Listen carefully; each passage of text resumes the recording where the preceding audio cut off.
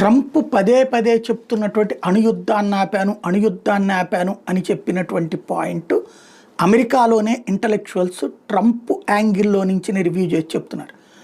టారిఫ్లు వేస్తానంటే భారతదేశం తలొగ్గింది అనేటటువంటిది ఉత్తి మాట అని వాళ్లే చెప్తున్నారు.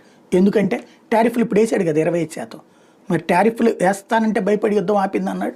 టారిఫ్లు వేసాడు అంటే ఆ షరతు ఒప్పుకున్నట్టే కదా భారతదేశం. అయినా యుద్ధం ఎందుకు ఆగింది అంటే పాకిస్తాన్ అణుబాంబు తీస్తానంది. కానీ ఆ ముక్కని అమెరికా పాకిస్తాన్ తరపున పోస్ట్ మ్యాన్లో వ్యవహరించి ట్రంప్ జేడీ వాన్స్ ద్వారా ఇండియాకి ఫోన్ చేయించాడు. సరే వాళ్ళని తీయమనండి, మేమేం చేయాలో మేము చేస్తాం అని చెప్పాడు నరేంద్ర మోడీ.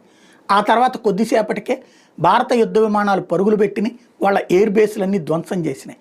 ఎస్పెషల్లీ నూర్ఖాన్ ఎయిర్ బేస్ని దెబ్బతీసినాయి. అదే సందర్భంలో కైరానా హిల్స్ని దెబ్బతీసినాయి. దాని ముఖద్వారం